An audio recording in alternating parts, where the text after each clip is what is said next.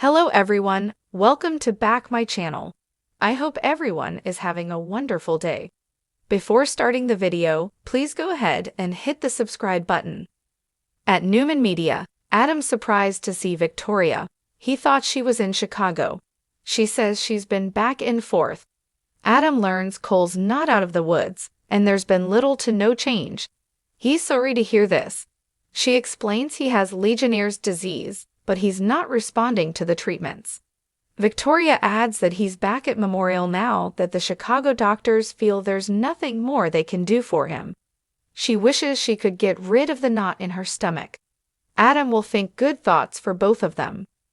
Victoria thanks Adam and asks if he's heard from their father or Nick. He hasn't, and it's unsettling. For once, she has to agree with him.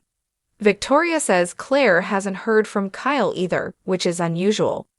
They're sure they'd have heard if something bad had happened. They assume they're in a bad cell service area, or Dumas confiscated their phones for secrecy.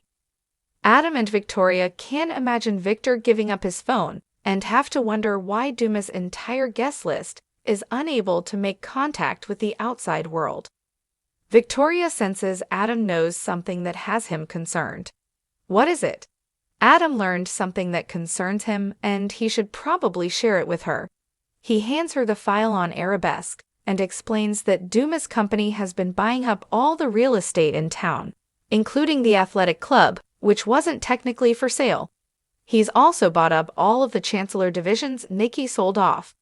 Victoria's concerned and wonders how it affects the rest of them in town. Adam wishes he knew. In France, Amanda comes upon Devin sitting alone in the maze drinking. She asks, "So what's a guy like you doing in a maze like this at this hour?"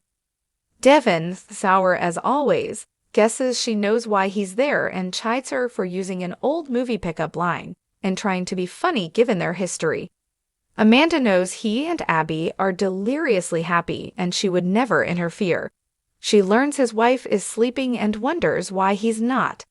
Devin could use some answers, and he knows she has them.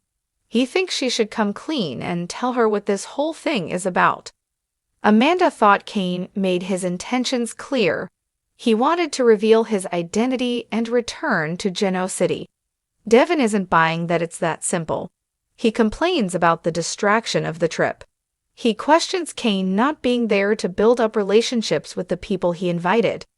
It's not because he's too busy conducting business, because, supposedly, they're off the grid and cut off from all communications. What kind of billionaire doesn't have his own personal working communication system? Amanda blames the storm. Devin says they all didn't have cell service before the storm. They're being manipulated and lied to. Amanda insists Kane already revealed everything there is to know. Devin argues that Kane didn't give anyone an explanation to why he created the Dumas alias. He wasn't like this before. The other times were different, and he always had a heart. This reeks of something Colin would do. Amanda says Colin is dead.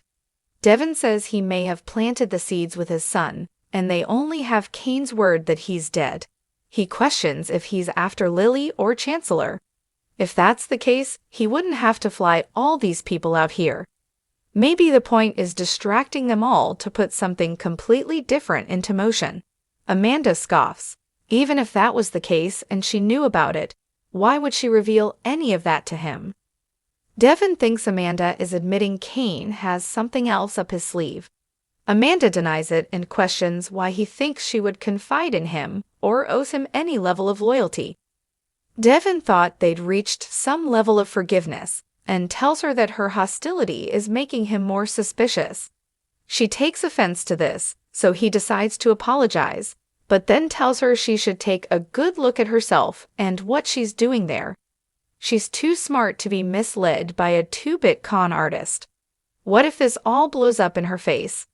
Devin reminds Amanda she didn't see it coming when she worked for Colin. Amanda complains that Devin has no faith in her. Devin says Kane is Colin's son and could pull the rug out from under her. She'll need allies. Amanda scoffs at him offering to be her ally. Devin reiterates that she might need some friends when she's kicked to the curb. She's friends with a lot of Kane's guests. Is she really willing to betray everyone to keep his secrets and do his bidding? Does she really not care what she's doing or who she hurts? Guess not, he snips as he walks off. Getting into bed with Abby, Devin explains that he couldn't sleep. She murmurs.